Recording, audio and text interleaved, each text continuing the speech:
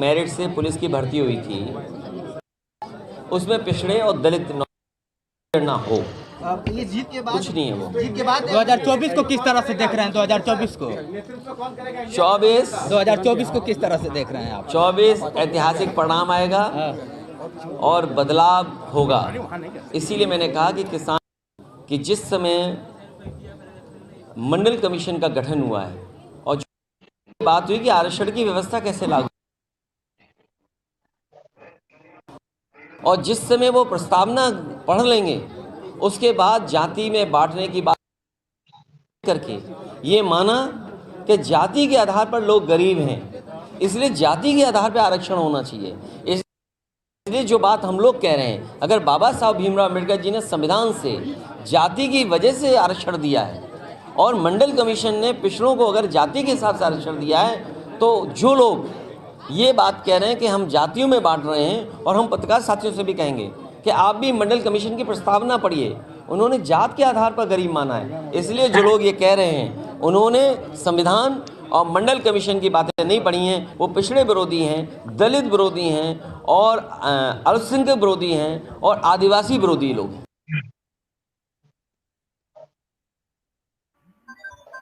अखिलेश यादव जी ने बहुत सारी बात करी और उसमें ये बात भी है जो इसमें इस समय शामिल नहीं है, लेकिन वो बात है। तो अब अखिलेश यादव जी जो बोल रहे हैं उसके अलावा उन्होंने एक और बात बोली है। उन्होंने कहा कि ईवीएम जो है, ईवीएम अमेरिका और जापान में वो लोग यूज नहीं करते हैं, बहुत सारी कंट्री यूज नहीं कर रही है, तो भारत को भी उससे बचना चाहिए। हमारे साथ पैनल में वरिष्ठ गणों का पैनल है। बीजेपी से पंडित सत्येंद्र त्यागी जी हैं, विवेक नारायण जी कांग्रेस से हैं और दिनेश गेट राजनीतिक विश्लेषक हैं, राजीव खंडेलवाल राजनीतिक विश्लेषक हैं और भूपेंद्र सोनी जी हम स्वयं आपके साथ उपस्थित हैं। दर्शकगण भी हमारे साथ जुड़े हैं, विभिन्न कार्तिक श्रीवास्तव, संजय सिंह और विभिन्न जुड़ेंगे और भी आप लोग अपने लाइव कमेंट्स कीजिए, उनका स्वागत है। पंडित सत्येंद्र त्यागी जी और विवेक नारायण जी आप दोनों पार्टी से हैं। मैं एक बार पहले दिनेश गेट जी के पास जाता हूं। दिनेश जी, क्या ईवीएम बेवफा है?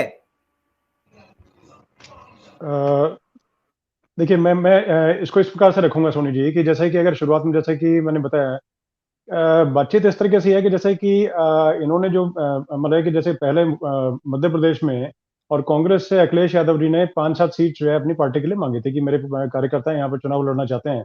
लेकिन जब कांग्रेस ने इनको मना किया तो उस वक्त से ही तल्खी शुरू हो गई और तभी से आरोप प्रत्यारोप जो है उसका दौर शुरू हो गया। तो मैं ये इसी को समझता हूँ कि सिर्फ ना देखिए ना तो अखिलेश यादव बेवफा है, ना कांग्रेस बेवफा है, ना ईवीएम बेवफा है। बेवफा कुछ नहीं है, सिर्फ है कि ठीकरा फोड़ने का सिर्फ किस तरीके से कि कहाँ पर जो बात को डाइवर्ट करके रखा जाए। क्योंकि जैसे इन्होंने जैसे अभी जो काऊ बेल्ट में हिंदी पट्टी जो भी बोले हैं, इसमें जहां चुनाव लड़ा तो वहां पर इनका नोटा से भी कम वोट है, मतलब है कि 1% से भी 1% जो है उससे भी कम इनका वोट शेयर रहा। तो अपने आप में उसको बचाने के लिए कहीं या और को डाइवर्ट करने के लिए बातचीत कहें। और दूसरा था कि जैसे कि आप तैश में आकर के इन्होंने जैसे कि अपना उसमें जो मध्य प्रदेश में चुनाव लड़ा, तो उसमें देखिए मन के 3-4 मेरे ख्याल लिस्ट आई थी, अब एक एग्जैक्ट नंबर मुझे ध्यान नहीं, लेकिन काफी सीटों पे उन्होंने कांग्रेस के खिलाफ जो है सपा के प्रत्याशी उतारे, जिससे कि नुकसान जो हुआ वो कांग्रेस को ही सिर्फ हुआ और खुद को इनको भी हुआ कि कहीं ना कहीं इनकी प्रतिष्ठा जो थी वो जो दाव पे लगी थी दाव पे लगी रहेगी। और दूसरा देखिए कि मैं इसको इस तरीके से समझता हूँ सोनी जी कि सिर्फ ये है कि बार्गेनिंग पावर मिले कि कहीं ना कहीं कांग्रेस को नीचे करने का, कि जैसे कि जो आगे जो वोट शेयरिंग जो वोट का सीट शेयरिंग जो रहेगी 2024 के लिए, तो उसको एक तरह से उस पिक्चर को लेकर के दिमाग में लेकर के इन्होंने किया था कि कहीं ना कहीं जैसे हम लोग लड़ेंगे तो लड़के 5-7 सीट जो है जो उसमें जीत लेंगे, तो जीतने से क्या रहेगा कि कांग्रेस जो है उसको नीचे करके और कहीं ना कहीं बार्गेनिंग पावर हमारी बढ़ेगी और कांग्रेस की घटेगी। तो और क्योंकि जैसे कि लोकसभा में जैसे अगर देखें तो यूपी में सिर्फ मेरे ख्याल से एक सीट है इनके पास में, कांग्रेस के पास में, और पूरे भारतवर्ष में अगर देखें तो उसमें 50 सीट्स के आसपास में है। तो अब ये चाहते जो है मेरे ख्याल से चाहते हैं, जैसे कांग्रेस ये चाहती है कि 300 के आसपास सीट्स इनको दी जाए, तो वो जो कि संभव है नहीं, क्योंकि जैसे कि अकेली मायावती जो है उन्होंने थोड़े दिन पहले सुनने में आया था कि 40 सीट जो है वो गठबंधन के नाते जो है मांग रही थी यूपी में। तो इसी प्रकार से सिर्फ बार्गेनिंग पावर कम करने के लिए और उनको एक डाउनग्रेड करने के लिए कांग्रेस को सर्वे चाहिए थी, और उसी के नाते आपस में आरोप प्रत्यारोप ये सब जो है सब चीज चल रही है, और उसके अलावा कोई बातचीत कुछ नहीं है।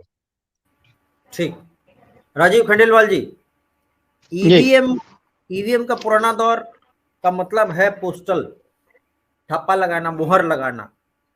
स्याही तो चल रही है, मुहर लगाना ठीक है या फिर ईवीएम ज्यादा ठीक है आपके हिसाब से? और ये रोना रोना हर बार का क्यों है ये? हर बार क्यों है? देखिए, ईवीएम के बाद सब पे जाने के विषय पे जाने के पूर्व आपको समझना होगा कि कांग्रेस की इतनी बुरी हार क्यों हुई और भाजपा की इतनी बड़ी जीत क्यों हुई। जो प्रमुख कारण है, आपको मैं 2 मिनट में आपका समय लूंगा।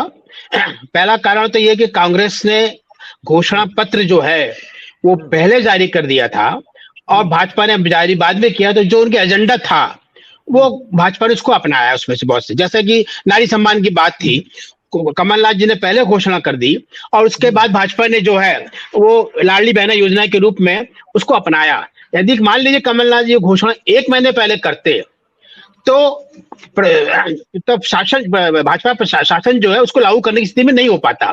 उसी प्रकार भाजपा ने कैंडिडेट 2 महीने पहले बहुत से घोषित कर दिए, 2 लिस्ट जारी कर दी थी। कांग्रेस बहुत देरी से जारी किया। तीसरा कारण, सबसे बड़ा कारण मैं मानता हूं कि शिवराज जी को साइडलाइन प्रथम 2 चरणों में करने के बाद, 2 लिस्ट जारी करने के बाद, जब उनका नाम घोषित नहीं हुआ, चौथी और 5वीं लिस्ट में जब उनका नाम घोषित हुआ, चौथी लिस्ट में उनके नाम आदमियों को घोषित दिया गया, तब भी उनने उनके साथ जो पार्टी हाईकमान का रुख था वो एक आत्मसम्मान वाला नहीं था। उसके बाद भी उन्होंने जो मेहनत किया, 150 उन्होंने मीटिंग की है। यदि उसकी तुलना यदि आप करें, प्रधानमंत्री मोदी जी ने जो 25 मीटिंग की है, अमित शाह ने 23 मीटिंग की है, मेहनत हुई है इसलिए जीत हुई है। नहीं, एक मिनट, मैं आपसे ये सब कारण जो हैं, ये सब कारण भाजपा की जीत को प्रदर्शित करते हैं, लेकिन ये 140 तक की सीमा को प्रदर्शित करते हैं। मेरा जो कहना है कि ये सब कारण से भाजपा, जो इसके पहले तक एग्जिट पोल्स, जो 3 पोलों ने बताया कि कांग्रेस सरकार बना सकती है, बाकी 3 पोलों ने बताया कि भाजपा सरकार बनाएगी, दोनों हाईएस्ट दिया, और अन्य कालों ने बराबर किया। 2 पोलों ने, एग्जिट पोलों ने 2 कांटे की टक्कर बताई, और उसके पहले भी ओपिनियन पोल भी थे, वो कहीं ना कहीं कांग्रेस को बराबरी का दे रहे थे। तो सरकार, बराबरी से सरकार बनाना और 130 से 40 जाना अलग इश्यू है। 140 से 160 जाना ये वही स्थिति है कि यदि आप 4 मंजिले मकान में जाते हैं तो पहली, दूसरी, तीसरी मंजिल चढ़ते चढ़ते आप 4थी मंजिल में जाएंगे तो आप हाफ जाएंगे। तो इसको आपको सोचना होगा कि जो 160 की जीत जो हुई है वो इन कारणों से हटकर है, वो मेरे कल है। क्योंकि जो जीते हैं एग्जिट पोल के बाद, 1 मिनट, जो एग्जिट पोल के बाद भी किसी भाजपा ने ये दावा नहीं किया था, नेता ने, कि हम 160 से जीत रहे हैं। ये सबसे बड़ा क्वेश्चन मार्क है जी। ठीक, मोहब्बत का सफर आसान नहीं, दुश्वार होता है, और जिसे रास्ता समझते हैं वही दीवार होता है। हमारे साथ दर्शक भी हैं, मैं हर एक कमेंट के बाद एक दर्शक का कमेंट भी लूंगा। हमारे दर्शक हमारे शो की जान है। कार्तिक श्रीवास्तव जी जुड़े हुए हैं, ईवीएम पर ठीकरा फोड़ते हैं हारने के बाद में। वो कह रहे हैं संजय सिंह, अखिलेश यादव जैसे नेता यही चाहेंगे बूथ कब्जा किया जा सके, ईवीएम अभी तक ठीक थी, अब क्या हुआ। सत्यवान पांडे, फ्री में मिल गया है विरासत, अब कितने चुनाव जिताएं उन पर। The ghost rider, Karnataka Telangana में क्या हुआ। संजय सिंह, 20-25 साल लोग जनता की सेवा करें, अब हिंदुत्व की बात करने वाले सत्ता में आने वाले हैं। संजय सिंह बोल रहे हैं बकवास। मनोहर लाल बोल रहे हैं रोए वो जिनके 100 भतार। और कार्तिक श्रीवास्तव, अखिलेश जी अपने दम पर एक बार भी नहीं जीत पाए हैं, आदरणीय मुलायम जी ने उन्हें सीएम बना दिया, वरना सीएम नहीं बन पाते। और तरुण दीक्षित, ईवीएम बेवफा नहीं है, बेवफा तो स्वामी प्रसाद जी और आदरणीय स्टालिन सर हैं। हिंदू सम्राट नरेंद्र चौहान, बहुत बहुत बधाई, शुभकामनाएं। प्रीतमपुरी, नाचना आया आंगन टेढ़ा। और तरुण दीक्षित, भूपेंद्र सर, ईवीएम का रोना अगर केसीआर रोते तो एक बार सोचा भी जा सकता था। कार्तिक श्रीवास्तव, मैंने आपके शो में कहा था आरएसएस आदिवासी इलाकों में चुपचाप काम कर रही है, इसलिए 14 की 14 सीट स्वीप कर गई छत्तीसगढ़ में। अंडाकरण कोई नहीं पकड़ पाया, कार्तिक बोल रहे हैं। ब्रह्मदत्त उपाध्याय, जाति जनगणना के बजाय आधार पर, आर्थिक आधार पर जनगणना के लिए क्यों नहीं जोर देते, हिंदू समाज को जाति में बांट दिया। ठीक। पंडित सत्येंद्र त्यागी जी, ईवीएम का क्यों ऐसा किया जा रहा है हर बार, वो देखते हैं हम। कांग्रेस भी बहुत सारे राज्यों में जीती, हिमाचल में, कर्नाटक में जीती, और इस समय जो जीती है वो क्या ईवीएम के भरोसे जीती है बीजेपी?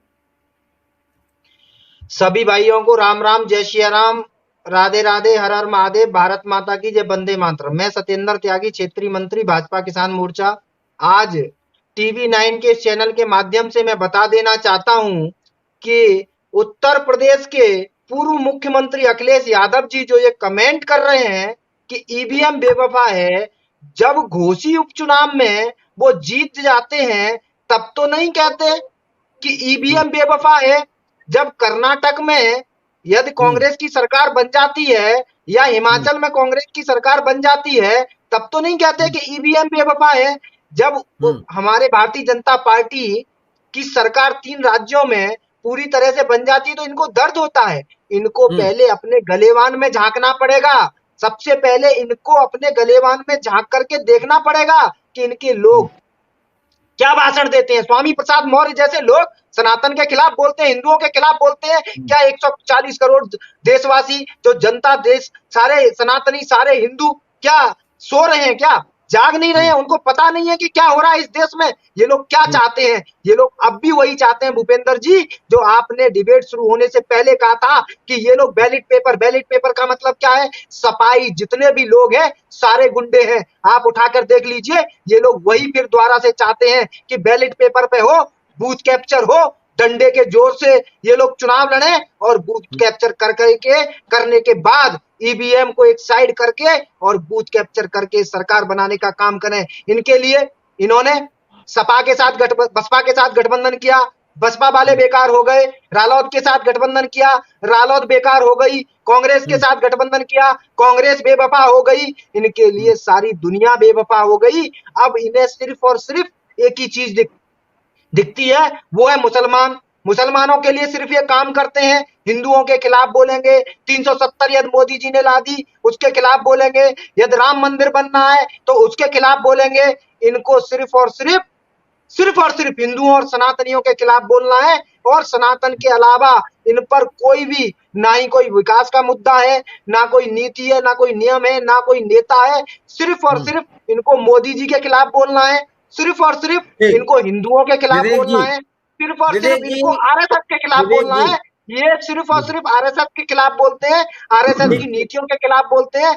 लेकिन जनता जानती है, जनता जनार्दन ने भारतीय जनता पार्टी को आशीर्वाद दिया है और मोदी जी को जिताने का काम किया है। भूपेंद्र जी ठीक विवेक जी, आपने अपने चेहरे की धूल साफ नहीं की और आईने को बता रहे गंदा। क्या ये नहीं माना जाए? वो तमाम उम्र गलती करते रहे वाला शेर आप पे फिट नहीं होता? अखिलेश जी हो या राहुल जी, अखिलेश जी अभी कह रहे हैं राहुल जी की पार्टी, आपकी पार्टी, कई बार कह चुके वो लोग।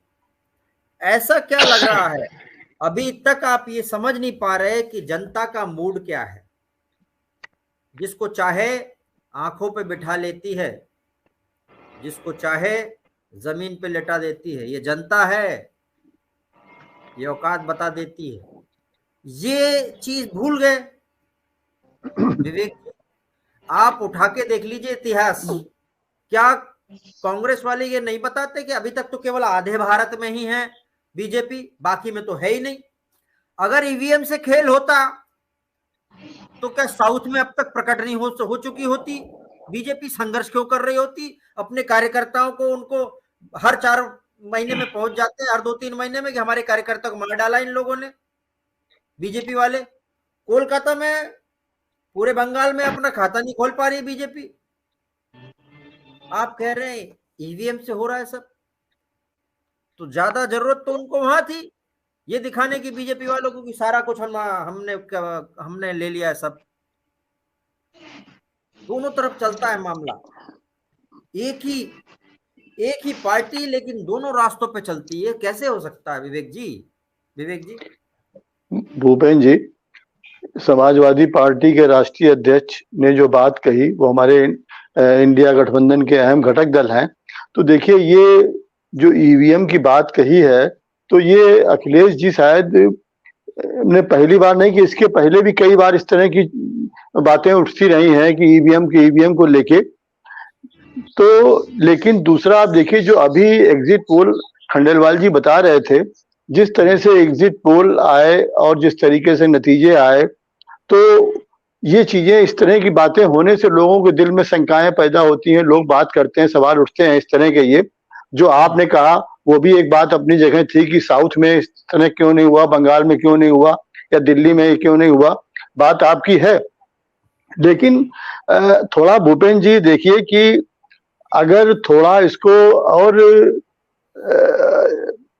बड़े परिप्रेक्ष्य में देखें, जिसके लिए भाजपा जिनकी दुहाई देती है, जिनके नाम पे सत्ता में आए, वो सब कुछ उनके उन राम जी ने दिया उनको, तो उन राम जी के अगर आदर्शों की अनुसरण की बात करें, जिन्होंने केवल एक धोबी के कहने से अपनी पत्नी का परित्याग कर दिया था, तो अगर मान लीजिए कोई कह रहा है, इतनी आवाजें उठ रही हैं ईवीएम के खिलाफ, और प्रधानमंत्री जी कहते भी हैं कि 56 इंच का हमारा सीना है, तो उन्हें घोषणा कर देनी चाहिए कि चलिए अब की बार हम 24 के चुनाव ईवीएम से नहीं कराएंगे।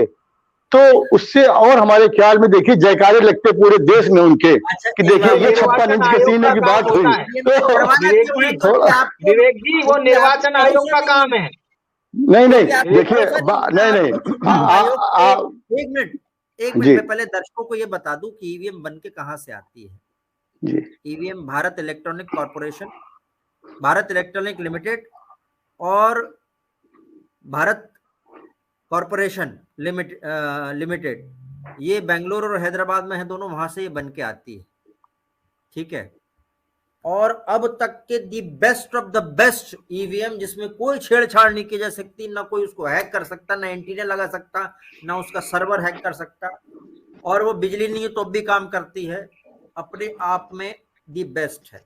सुप्रीम कोर्ट में एक बार चैलेंज किया गया, कहा कि ईवीएम गड़बड़ है, सुप्रीम कोर्ट में कई बार पिटीशन दायर की गई, उधर फिर चुनाव आयोग ने बोला कि ठीक है आके साबित कर दो। यहाँ पे चुनाव आयोग ने सारी पार्टियों को बुलाया, एक भी पार्टी नहीं पहुंची ठीक करने के लिए। अगर वाकई गड़बड़ था तो पहुंच जाते आप पाना पिंचिस लेके ठीक करने, नहीं तो हथौड़ा लेके जाते कि देखो टूटने से ये ठीक वो हो जा रही है जी। विवेक जी, भूपेंद्र जी बात देखिए, जो आपने कही कि ये घोषणा करने का काम तो निर्वाचन आयोग का है, बिल्कुल आपकी 100% बात सही है। लेकिन थोड़ा हमने इसलिए इसको कह दिया कि देखिए नोटबंदी की घोषणा भी काम प्रधानमंत्री का नहीं था, वो भी किसी और का काम था। ये अलग बात है कि निर्वाचन आयोग ऑटोनॉमस बॉडी है, ये आप कह सकते हैं, तो रिजर्व बैंक भी थी उसको, लेकिन जो घोषणा नोटबंदी की जिस तरीके से करी, तो मोदी है तो मुमकिन है सब कुछ वो कर सकते हैं, तो वही घोषणा करते, तो उससे पूरे देश में आप देखिए और भी शायद 24 में एक चमत्कारी परिणाम इसके होते ही है। और अगर राम जी के आदर्शों के अनुसरण की बात कर रहा हूं, जिसकी वो इतनी बात करते हैं राम राज्य की, सनातन की, तो एक राम जी की बात कर रहे हैं जिन्होंने इतना बड़ा आदर्श दुनिया के सामने प्रस्तुत किया। और राम जी तो वो हैं जो हर एक के कण कण बसे हैं, हर हिंदुस्तानी के दिल में बसे हुए हैं, लेकिन जिन पे पेटेंट होने का दावा भाजपा करती है। सिर्फ इसलिए मैंने ये बात थोड़ी कही है। नहीं विवेक जी मैं इसका आपका जवाब दूंगा। वो मोदी जो राम जी के आदर्श के काम है वही कर रहे हैं, सबका साथ सबका विश्वास है। और क्या ईवीएम सीता जी हैं, क्या बात कर रहे हैं जी नहीं अगर आप मोदी जी से बोलेंगे कि आप राम के तरह परित्याग कर दो ईवीएम का, तो आपको बोलना पड़ेगा कि हम रावण हैं, और फिर मानना पड़ेगा कि आपने छल से हर लिया था सारा कुछ, अब तक देखिए शासन किया वो छल से किया आपने, शासन हर के आपको स्वीकार करना पड़ेगा, आप गलत जगह दाव लगा रहे हैं। भूपेंद्र जी, राम और रावण की बात यहाँ नहीं हो रही, यहाँ पे हो रही है कि राम जी की आदर्शों की दुहाई राम के केवल हम ही मानने वाले हैं, बाकी राम को कोई नहीं मानता है। या जो कोई गंगा नहाता है तो वो चुनाव के लिए नहा रहा है, मंदिर जा रहा है तो वो चुनाव के लिए जा रहा है। मतलब राम जी की कोई बात अगर है तो राम जी को हम ही मानने वाले हैं, बाकी कोई दूसरा मानने वाला नहीं है।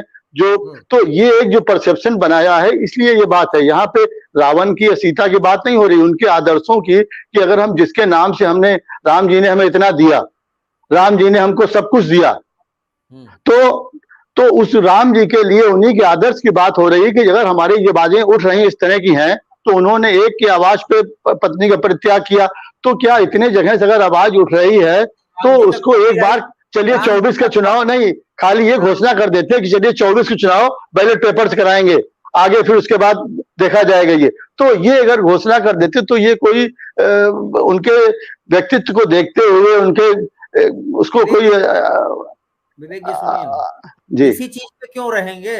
बाकी और चीजों पे भी कर लेते ना। सत्ता मिल जाए आपको, सत्ता को एक काम करो, सत्ता को त्याग कर बीजेपी को सौंप दो, जहां जहां आपकी सत्ता आई है। तेलंगाना में करके दिखा दीजिए त्याग, बोल दीजिए हम तो सेवा करने आए हैं, विपक्ष में रह के सेवा कर देंगे। ऐसा नहीं होगा ना। राम जी का कॉपीराइट केवल बीजेपी के पास नहीं है, आप भी थोड़ा दिखाइए, लोगों को लगे कि आपके पास भी थोड़ी फ्रेंचाइजी खुली है राम जी के आदर्शों की। देखिए राम जी के आप बात कर रहे हैं, राम जी का तो सन 96 में अध्यादेश के जरिए मंदिर बनाने की बात थी। डिबेट डाइवर्ट हो तो जाएगी, जी, डिबेट डाइवर्ट हो जाएगी विवेक। लेकिन ईवीएम, देखिए ईवीएम की बात है तो ईवीएम के लिए जो आपके तर्क थे साउथ के, वो भी अपनी जगह पे तर्क आपके हैं, लेकिन ईवीएम की बात के लिए हमारा था कि जो सर्वोच्च पद पे देश के बैठा हुआ है और पूरा देश उनको विश्वास करता है, तो अगर एक बार वो इतनी आवाजें उठ रही हैं ईवीएम के लिए, समय समय पर उठती रही हैं, तो अगर वो घोषणा कर देते कि चलिए 24 के चुनाव हम नहीं कराएंगे, आप लोगों की मांग ये है, तो ये बात है। मोदी जी के कार्यकाल बाकी में शुरू हुई क्या? तर्क, जो तर्क आपने दिए वो तर्क अपनी जगह सही है, आपके तर्क वो। ईवीएम मोदी जी के कार्यकाल में ही शुरू हुआ था क्या? मोदी जी ने ही शुरुआत करी है क्या? ईवीएम को कौन लेके आया? नहीं, ईवीएम कब चालू हुआ? ईवीएम को कौन लेकर आया? क्या मोदी जी के कार्यकाल में ही चालू हुआ? क्या मोदी जी ने ही किया? आप बताइए। नहीं, अभी तो आपके अखिलेश यादव तो ये भी कहेंगे कि हमें उत्तर प्रदेश दे दीजिए, योगी जी को हटा दीजिए, तो क्या उनको दे दिया जाएगा उत्तर प्रदेश? नहीं, अभी वो तो आपके वहां चले गए, आपसे कांग्रेस से लड़ाई हो गई, आपके यहाँ मध्य प्रदेश में चुनाव लड़ने के लिए चले गए, तो आप उनको 100-200 सीट दे देते। आपने तो 4 सीट नहीं दी उनको, आपने तो 4 सीट तक नहीं दी उनको। एक मिनट, एक लांछन लगता है, तो आप कह रहे हैं कि जब ईवीएम पे लांछन लगा तो मोदी जी को राम राज्य के मतलब राम जी के आदर्श के हिसाब से उनको मान लेना चाहिए कि ईवीएम को त्याग देना चाहिए। आप पे भी लांछन लगा, हेराल्ड, नेशनल हेराल्ड मामले में कई और लांछन लगे हैं, उसमें उच्चाधिकार आप स्थापित करके दे दीजिए। ईडी सीबीआई को आप बिल्कुल रेल पेलने में लग गए हैं और फिर बोलते हैं कि नहीं। आप तो उल्टा उनके ऊपर बोल रहे हैं कि यही गड़बड़ है जी, हम तो साफ हैं। उच्च आदर्श एक तरफ से क्यों? उन्हीं से एक्सपेक्टेशन है आपकी, आपसे नहीं आपकी। नहीं राजीव भूपेंद्र जी, इसलिए है कि वो सत्ता में है, इसलिए उनसे ये अपेक्षा की जाती है। विपक्ष से अपेक्षा नहीं हो सकती है कि वो हो सकता है, ये सत्ता में है इसलिए उनसे अपेक्षा है ये। भूपेंद्र जी, भूपेंद्र जी देखिए, जब अपने बैलेट बॉक्स थे, कोई भी सिस्टम जो होता है इलेक्शन का, वो फुल प्रूफ किया जाने का प्रयास होता है, लेकिन एब्सोल्यूट नहीं होता, कहीं ना कहीं इसमें कमियां हो सकती हैं, और इसी कारण से बैलेट पेपर को चेंज किया गया और ईवीएम पे आया। लेकिन ईवीएम आया तब भी प्रारंभ से लेके उस पर कहीं ना कहीं शंका कुशंका उठती रही, वो अलग बात है। वो शंका कुशंका को आधार था या नहीं था, ये अलग इश्यू है, लेकिन हमेशा उसको उठती रही है। और वर्ल्ड के कई कंट्रीज में बैलेट पेपर से ईवीएम आने के बाद वापस बैलेट पेपर पे गया, वापस स्थिति आई है। इसलिए ईवीएम ही अकेला वो है, ये कहीं ना कहीं ये एब्सोल्यूट स्थिति ऐसी नहीं है। दूसरी बात जो है कि आपने बड़ी एक बात कही कि साहब साउथ में क्यों नहीं यूज ईवीएम, तो देखिए ला कानून जो होता है, ला के बारे में एक बड़ा फेमस फ्रेज आप जानते हैं, law is not the but it seem to be declare, it seem to be the law. कानून जो है वह कानून बनते हुए दिखते हुए दिखना चाहिए, ये लॉ का बड़ा फेस है। इसी प्रकार से ईवीएम भले ही आज अभी जब तक आपको प्रूफ नहीं है तब तक आप ईवीएम पर आरोप नहीं लगा सकते हैं, लेकिन ये स्थिति बड़ी क्लियर होना चाहिए कि ईवीएम जो है वो बहुत क्लियर करते हैं। लेकिन मध्य प्रदेश में 3 घटनाएं हुई हैं। बालाघाट में बैलेट पेपर पहले खोल दिए गए, उज्जैन में और एक और जगह वहां पे ईवीएम की मशीन खराब है, वहां पे काउंटिंग रोकी गई। तो कहीं ना कहीं जब इस तरह का एक्सट्रीम बहुमत आता है, जहां पे आप यदि ख्याल करेंगे मध्य प्रदेश में 3 महीने पहले जब अपने अमित शाह जी आए थे, तब उन्होंने तब कहा था कि हम 150 जीतेंगे, उसके बाद फिर उन्होंने कभी 150 की बात नहीं की, उन्होंने ये कहा कि हम सरकार बनाएंगे। तो ऐसी स्थिति में जब एक्सट्रीम बहुमत मिल जाता है, जिसकी कल्पना कोई भी जो जीती हुई पार्टी है उसने कभी दावा नहीं किया हो, तो कहीं ना कहीं शक की गुंजाइश विपक्षी दलों को होती है, लेकिन जब तक वो आरोप नहीं लगा सकते जब तक उनके पास कोई कॉन्क्रीट प्रूफ ना हो। ठीक, दिनेश जी अगला चुनाव 2024 का, मुझे लगता है अभी इस वक्त जितने भी मुद्दे थे विपक्ष के पास सारे इस वक्त हिरन हो गए, हवा एकदम लग चुकी है और भाग चुके हैं। अब वो नए मुद्दे लाएंगे, जैसे ईवीएम है और 2-3 और मुद्दे हुए, जाति जनगणना वाला मुद्दा बरकरार रहेगा पीछे से। क्या आपको लग रहा है ईवीएम पे दोष देना ठीक है अखिलेश जी का? क्या किया जाए, अल्टरनेट व्यवस्था क्या की जाए फिर?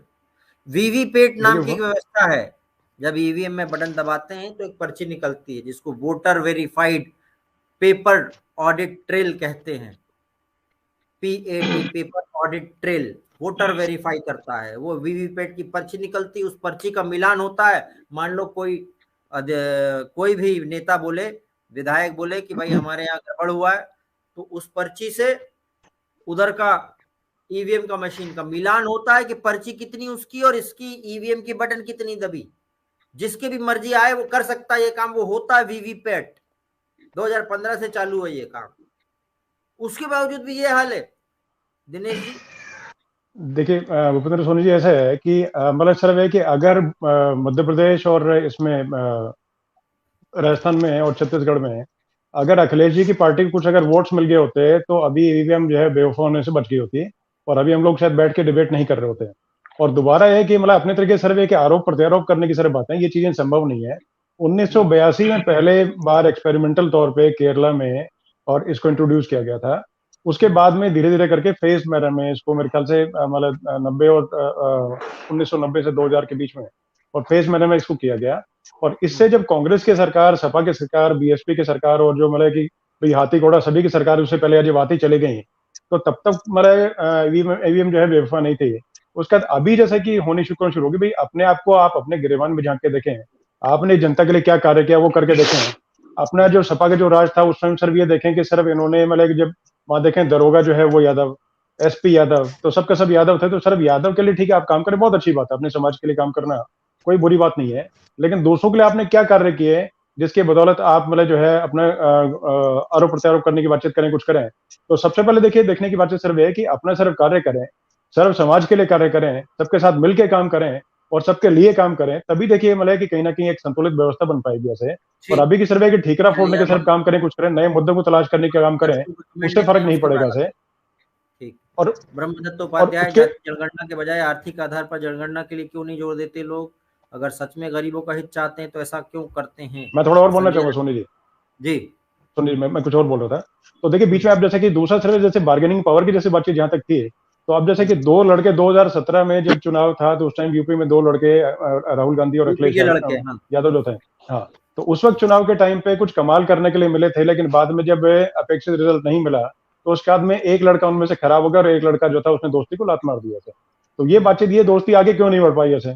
दूसरा उसके अलावा कि मायावती जी जो है उनके साथ में अपना किया गठबंधन किया और उस टाइम पे लोकसभा में इनको जो है कम सीट्स मिली और मायावती जी उनको ज्यादा मिल गई तो मायावती जी खराब हो गई। तो अभी देखिए सबसे पहले अपने तरीके से अब जैसे इंडिया गठबंधन की भी जैसे अगर बातचीत करें तो जब शुरुआत जब हुई थी तो उस वक्त दो संरक्षक के तौर पे दो लोग थे, नीतीश जी और शरद पवार जी। दोनों के दोनों जो इस टाइम प्रश्न चिन्ह लगा रहे हैं, दोनों ने एक तरह से कांग्रेस को पीछे करने का काम किया है। और साथ में उसी प्रकार जैसे कांग्रेस के सीमेंटिंग फैक्टर की तरह काम कर रहे थे, बड़े भाई की भूमिका में थे, लेकिन अभी सब नजर आता है सब पिछड़ते हुए नजर आती है। तो मतलब ईवीएम पे आगे ठीकरा फोड़े किसी फोड़े, तो सिर्फ काम है कि जनता के भले के लिए काम करें, अपने लिए काम करें, अपनी पार्टी के भले के कार्यकर्ताओं को जागृत करके काम करें तो अच्छा रहेगा। बाकी अभी सिर्फ ये सिर्फ मतलब पूरे ढकोसले की सिर्फ बातें, इससे कुछ फर्क नहीं पड़ने वाला है। जी सोनी जी।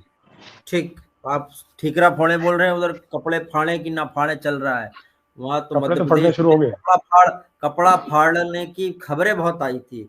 कमलनाथ जी ने बोल दिया कि उनके कपड़े फाड़ो, उनने बोला कि हम उनके कपड़े फाड़ो। वहां तो कपड़ा फाड़ राजनीति चली इस बार। एनीवे, हिंदू सम्राट अरुण चौहान, भारत जीतेगा हर जगह, पवन सक्सेना बेवफा, ईवीएम नहीं, सनातन धर्म के दुश्मन नहीं बचेंगे, कार्तिक बोल रहे हैं। कार्तिक श्रीवास्तव ईवीएम का मुद्दा उठाया था सुप्रीम कोर्ट में, उसका क्या हुआ ये बताया? ईवीएम पर भ्रम फैलाया जा रहा है। कार्तिक बोल रहे हैं अखिल स्वामी जी को नहीं बुलाया, हाँ अभी आए नहीं हो। बूथ कैप्चरिंग आज के टाइम मुमकिन नहीं है, और जो अमेरिका या दूसरे देशों में बैलेट पेपर से वोट किया जा रहा है वहां की पॉपुलेशन भी देखनी चाहिए। यहाँ एक हफ्ते तक तो काउंटिंग ही होती रहेगी। बात तो सही है।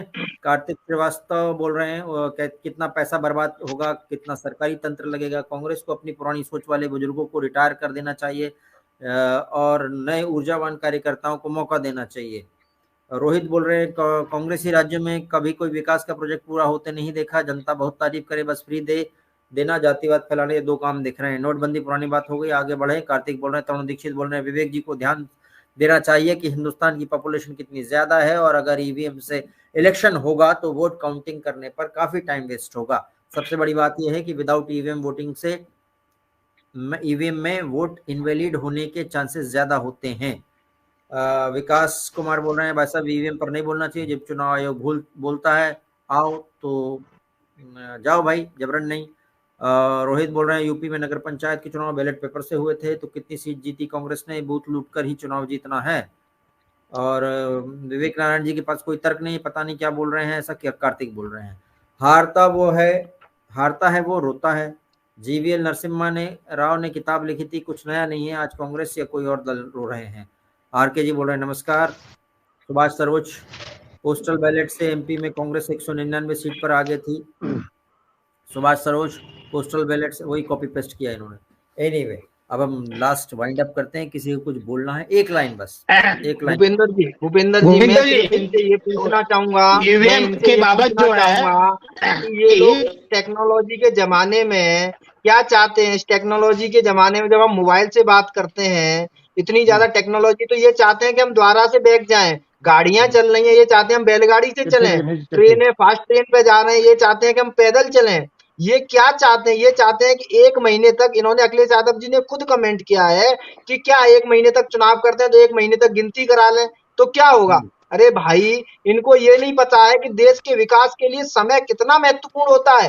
यदि 1-1 महीने चुनाव होने के बाद यदि उनकी गिनती कराते रहेंगे, जब इतनी टेक्नोलॉजी आगे बढ़ गई है, हम चांद तक पहुंच चुके हैं और ये बात कर रहे हैं कि अभी हम द्वारा से वापस जाएं, 100 साल पीछे जाएं, 50 साल पीछे जाएं। अब ये हमारे मोदी जी को अनपढ़ कहते हैं। मैं तो कहता हूँ इनको पहले कहीं से पढ़ना चाहिए, इनसे बड़ा अनपढ़ कोई नहीं है। राजीव जी कुछ बोल रहे थे, राजीव खंडेलवाल जी कुछ बोल रहे थे। राजीव जी, मैं ये कह रहा था ईवीएम के बाबत आप डॉक्टर सुब्रमण्यम स्वामी जो भाजपा के सांसद रहे हैं, उन्होंने ऑब्जेक्शन किया था और उन्हें किताब भी लिखी है। और इसी का ईवीएम के बाद वीवीआईपी पैड जो आया वो इसीलिए आया, कहीं ना कहीं इंप्रूवमेंट होने के कारण वीवीआईपी पैड आया। और जहां तक आरोप की बात है कि जो जीते हुए में लगाते हैं, हारों में लगाते हैं, उसका कारण एक सामान्य नागरिक का उसका ये नेचर होता है कि कड़वा कड़वा थूके और मीठा मीठा खाए। यदि एक झूठ आपका कोई विरोधी आपके लिए बोल रहा है, उससे आपको फायदा मिल रहा है तो आप इसको इग्नोर कर देंगे, लेकिन नुकसान होता कहेंगे वो झूठा है। This is the hard theory. ठीक, राजीव जी, उस समय जिस समय उन्होंने ईवीएम पे 2009 में अपनी आवाज उठाई थी सुब्रमण्यम स्वामी जी, तब वो बीजेपी के साथ नहीं थे, तब वो कांग्रेस के खिलाफ जरूर थे, बीजेपी के साथ उस वक्त नहीं थे, बाद में आए वो। नहीं, उसको विड्रॉ नहीं किया अपने बयान को, विड्रॉ नहीं किया मोदी के बयान के बाद और भी सिक्योरिटी, और बल्कि सुप्रीम कोर्ट में पिटीशन दायर की थी। बिल्कुल। विवेक जी लास्ट पॉइंट। की सरकार बनी। जी, मेरा भूपेंद्र जी ये है कि देखिए जिस तरीके से ईवीएम जी के अभी अखिलेश जी ने कहा या समय समय जो आवाज उठती रही है, तो हमारे लोकप्रिय प्रधानमंत्री जी को चाहिए कि वो एक बार निर्वाचन आयोग से इसकी अनुशंसा करें कि सभी दलों को बुला के और इस पे एक समग्र बातचीत हो। अगर सबका मन है कि बैलेट पेपर से हो तो उससे होने चाहिए, ये प्रधानमंत्री जी को चाहिए। सबका साथ सबके विकास वाली बात अगर है तो सबको लेके चलने वाली बात यही होगी कि निर्वाचन आयोग को प्रधानमंत्री जी उनको लिखित ये अनुरोध करें कि ईवीएम को लेके सारे पार्टियों को, सारे राजनीतिक दल बुलाए जाएं और उनसे उनकी राय ली जाए। क्योंकि राम राज्य तभी होगा जब हम सबकी बात एक कहें या अनेक कहें, हमें सबकी बात सुनने की बात है, तो ये राम जी के आदर्शों के अनुरूप भी होगा और देश की जन आकांक्षाओं के अनुरूप होगा, और राजनीतिक दल अगर कह रहे हैं तो उनके भी अनुरूप हो जाएगा ये। पर विवेक जी, आप ये भूल गए कि राम राज्य के बाद में कृष्ण राज्य भी आया था। आप त्रेता के बाद द्वापर भी युग भी आया, तो ये लोग कृष्ण के भी पुजारी हैं। ये कहते हैं कि मालूम हुआ जी समाचरित, तो ये राम और कृष्ण दोनों की शिक्षा लेके चल रहे हैं। वो कृष्ण जी ने बोला कि जहां पर गड़बड़ लगे वहां पर खड़े हो जाओ।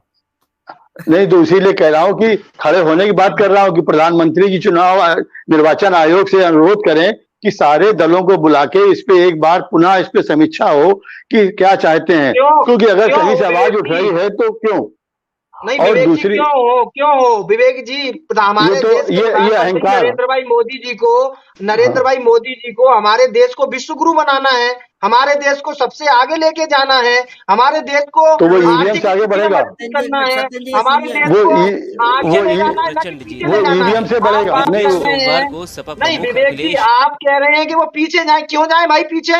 वो पढ़े लिखे हैं, वो आगे दूरदर्शी है, वो आगे की चीज इसलिए देख सकते हैं, देखिए वो देश ये को विकास विकसित नहीं, देश का नहीं, कैसे एक और हो, ट्रांसपेरेंट तरीका है। कैसे बने, नहीं उस पर सत्येंद्र वो जी, काम कर रहे हैं, और वो आपके कहने से पीछे जाएंगे, क्यों जाएंगे भैया? नहीं नहीं आप वो सत्येंद्र पीछे जी, क्यों ये जाएंगे? आप देखिए बताइए, आपके कहने से सत्येंद्र जी, पीछे चले नहीं जाएंगे। नहीं अमेरिका या और देशों में अगर चुनाव बैलेट पेपर से हो रहे हैं तो क्या वहाँ पीछे कितने चलेगा लोग, क्या वो? वहाँ की जनसंख्या हैं? कितनी है? हमारे तो नहीं, उत्तर नहीं, प्रदेश के ये बराबर जनसंख्या नहीं है।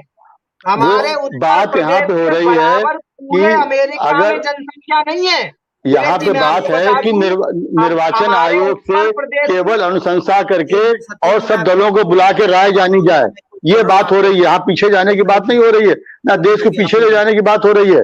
आप विश्व गुरु की बात करते हैं, डेंगू मच्छरों पे कंट्रोल करिए, पर जिससे जाने जा रही हैं विश्व गुरु की बात, तो पहले डेंगू मच्छर कंट्रोल करने के लिए है, उनको आप कंट्रोल डेंगू- करिए। अन्ना डेंगू- पशु घूम रहे हैं, डेंगू तब के विश्व लिए गुरु की आप बात लोग करिए। क्या? लेकिन बैलेट पेपर की बात यहाँ पे केवल हो रही है कि सब दलों की राय जानने के लिए निर्वाचन आयोग को प्रधानमंत्री जी पत्र लिखें कि सारे दलों को बुला के उनकी राय ली जाए एक बार कि क्या वो चाहते हैं। ये बस हो चुका सब, ये सारा हाँ। कुछ हो चुका, सुप्रीम कोर्ट तक ये हो सब चुकी है। नहीं नहीं मतलब अब ये बात अब हो चुकी नहीं नहीं है। वो आपकी बात सही है, लेकिन अभी जब बात उठी है तो इसके लिए बात है, अगर आवाजें उठ रही हैं अब अभी तो क्यों भूपेंद्र जी, अभी मैं कुछ सुप्रीम बोलना कोर्ट चाहता बोलेगा, हूँ। अभी क्यों उड़ गई जी? पहले नहीं हार रहे थे भूपेंद्र जी, क्या? जी भूपेंद्र जी, मैं कुछ बोलना चाहता हूँ। दिनेश हाँ, जी, हाँ। देखिए ऐसा है कि इससे भी एक टाइम देखिए, पहले ईवीएम के बारे में बार बार मीटिंग जो है चुनाव आयोग पहले बुला चुका है, और किसी दल ने इस प्रकार के आरोप प्रत्यारोप नहीं किए।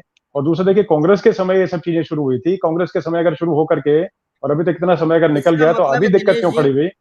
दिनेश जी, इसका मतलब है जी जी, कि विपक्ष ये तो चाहता है कि ईवीएम बनी रहे, लेकिन ये चाहता है कि हम भ्रम फैलाते रहें इनकी जीत के बारे में। ये इससे भ्रम एक की और भी राजनीति, ट्रांसपेरेंट, पॉलिटिक्स ऑफ कंफ्यूजन है ये जब सुप्रीम कोर्ट बुलाएगा या चुनाव आयोग बुलाए तो जाना नहीं है, लेकिन बिल्कुल। दर्शकों के, व्यूअर के, जनता के या जो मतदाता के, उनके दिमाग में भ्रम फैला दो, बाइट देते रहो इधर उधर, लोगों के दिमाग में फिर व्हाट्सएप पर सामग्री बनाएगी, वो फेसबुक पे भूपेंद्र आएगा। जी, मतलब यही जो पॉलिटिक्स इनकी जो इनकी विचारधारा से मिलते हुए लोग हैं, जो इनके समर्थक हैं, बस उनको ये कंफ्यूजन करने के लिए कि हम हार मैं एक चीज गए और तो इस बताता वजह हूँ। से हार गए, बस इसके अलावा इनका कोई मुद्दा नहीं है, कोई इनके पास कोई भी नीति नहीं है, कुछ भी नहीं है, सिर्फ इनको भटकाना है। ये चाहते हैं कि जो हमारे धीमे धीमे त्यागी जी, एक जो इनके समर्थक हैं वो खिसकते जा रहे हैं भारतीय जनता ठीक है, पार्टी की तरफ, तो इनको ये डर है कि वो ठीक, बंधे ठीक, रहे ठीक। इनके साथ। सत्येंद्र जी, ये तो लोकतंत्र है, यहाँ जीत हार तो इसका लोकतंत्र का हिस्सा है।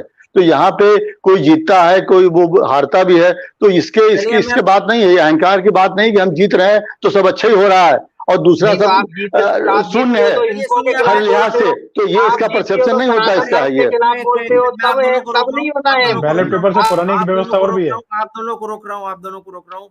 अमित कुमार हमारे दर्शक हैं, कह रहे हैं कि राजस्थान में बाबा बालकनाथ, मध्य प्रदेश में शिवराज जी और सिंधिया जी, वसुंधरा जी सब अच्छे काम किए हैं। विकास कुमार जी बोल रहे पुरानी सोच की वजह से युवा विपक्ष को वोट नहीं दे रहा है। अमित बोल रहे हैं ईवीएम घोटाला हो गया। हिंदू सम्राट नरेंद्र चौहान बोल रहे हैं पूरे देश में विधानसभा में लोकसभा में दोनों चुनाव एक साथ होने पर देखने में ईवीएम बैलेट पेपर किसी प्रकार चुनाव न कर ले सब फेल हो जाएंगे। रोहित जी बोल रहे हैं मोदी जी ने जिसे बिजली दी उसे मोमबत्ती पर ला दो। तरुण दीक्षित बोल रहे हैं ये हमारे टैक्स का पैसा, विवेक जी किसी नेता के चक्कर में देश का इतना पैसा बर्बाद नहीं हुआ। आर के रे बोल रहे हैं लंदन चले जाइए, अमेरिका में वक्फ बोर्ड नहीं, हमारे यहाँ क्यों? रोहित बोल रहे हैं।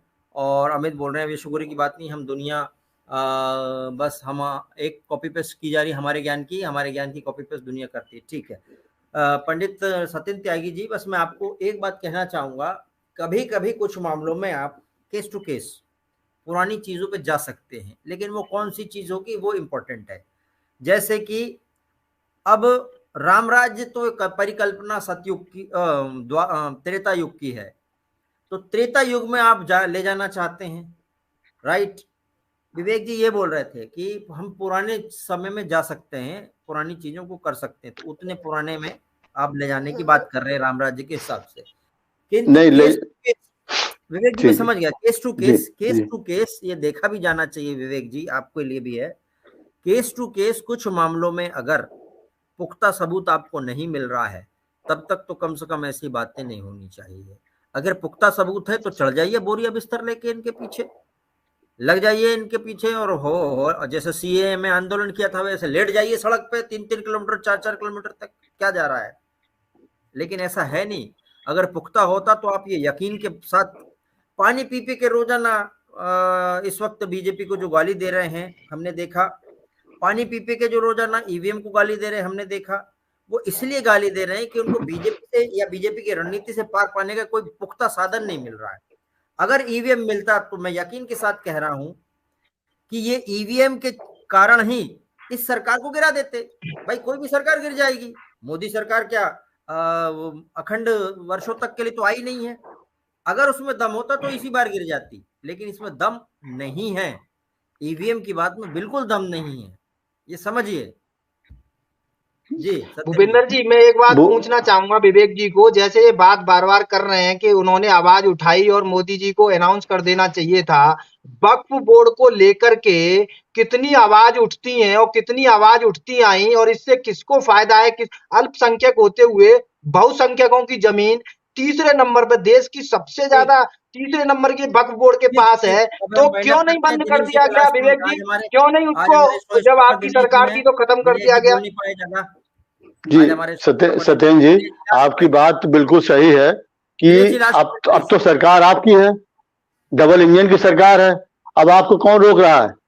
ठीक है, ये बात है। देखिए अब ये नहीं, हमने कोई चीज अगर हमने करी, हमने नहीं ठीक किया, जनता ने हमें विपक्ष में डाल दिया। अब तो आप डबल इंजन की सरकार है, आप करिए। आप क्यों नहीं कर रहे हैं? 370 से आपको क्या नुकसान हुआ? आप लोग विरोध में आ गए 370 के। राम मंदिर बनने से आपको क्या दिक्कत हुई? आप उसके विरोध में आ गए। राम मंदिर से किसी की दिक्कत नहीं है सत्येंद्र जी, राम मंदिर से किसी को दिक्कत नहीं है। नहीं, कि मोदी जी ने राम जी के लिए ने घोटाला कर लिया। ना, बल्कि शिला पूजन का आपने हिसाब नहीं दिया। कांग्रेस ने कभी घोटाले की बात नहीं की। Dinesh ji last point please. देखिए ऐसा है कि अभी बहुत सारी चीजें बोली कि मैं इनसे एक, जो कांग्रेस प्रवक्ता है उनको एक और आइडिया देना चाह रहा हूँ कि जैसे कि इनको लगता है शायद बैलेट पेपर वाला जो है वो सबसे पुराना तरीका है वोटिंग का। इससे पहले शायद इनको ध्यान होगा नहीं होगा, बाकी और भी मैं बताना चाह रहा हूँ कि पहले शुरुआत में सिर्फ इस तरीके से होता था कि रायशुमारी इसको बोलते थे। तो रायशुमारी एक बहुत पुराना वर्ड है, तो उसमें सिर्फ ये होता था कि रस्सी लेकर के बीच में खड़े करके, और जैसे कि 2 लोग होते थे या 3 लोग जो होते थे, तो ये बोला करते थे, तो ये बोला करता था कि नहीं सिक्का नहीं, कि उसमें ये करते थे कि फलाने के साथ है तो वो इस तरफ चले जाएं और डिमकाने के साथ है तो उस तरफ चले जाएं, तो वो भी अपना सकते हैं। बाकी देखिए से कि इन दकियाने उसी चीजों में कोई रखा कुछ नहीं है। ऐसे आपके समय में कांग्रेस प्रवक्ता उनसे स्पेशली मैं कहना चाह रहा हूँ कि आपके समय में शुरुआत हुई थी, ट्रांसपेरेंसी पूरी इसमें बढ़ती जाती है और टेक्नोक्रेट्स उसमें शामिल होते हैं, बड़ी बड़ी कंपनीज हैं जो कि इसको बना रही हैं। ऐसे तो इस तरह की अगर चीजें अगर करेंगे तो 2024 में 50 से भी नीचे रह जाएंगे। तो इस टाइम सिर्फ है कि आत्मचिंतन आत्ममंथन ये करें किस प्रकार से जनता के बीच में, जनता के लिए, जनता के मुद्दे लेकर के अपने आप को बढ़ाने का काम करें, कुछ करें। ये मेरी आपको सिर्फ राय और मशवरा है। आप माने नहीं माने आपकी अपनी मर्जी है, अच्छे के लिए हो या बुरे के लिए आप खुद सोचें, लेकिन अपने तरीके से अपने कार्यकर्ता, क्योंकि इस तरीके से आपके खुद के जो कार्यकर्ता हैं वो भी कहीं ना कहीं हताश होकर बैठ जाएंगे, नहीं काम करेंगे तो समस्या आपके लिए खड़ी होगी। ईवीएम पे वाकई आंसू बहाने के बजाय विपक्षी दल को ये करना चाहिए कि तुरंत ही उससे संबंधित सबूत देना चाहिए, और जैसे ही आपको लगे कि सबूत पुख्ता है तो एक केस भी ठोक दो, उन कंपनियों पे ठोक दो जो ईवीएम बना रही हैं। भाई उन कंपनी पे ठोको तो गए तो अपने आप बोलेंगे कि भाई इसमें ये दिक्कत वो दिक्कत, ठोक दो, क्या जा रहा है। लेकिन नहीं, सबूत होते तो होता ऐसा, लेकिन है ही नहीं सबूत, इसलिए बेवजह का रोना है। शायद इसलिए भी कि इस समय कोई एक नया गठबंधन बनाया गया था, लेकिन वो परवान नहीं चढ़ा। नींद भी न खुली थी कि हाय धूप ढल गई, पांव जब तलक उठे कि जिंदगी फिसल गई। अब देखते हैं 2024 में क्या होता है। नमस्कार। 2024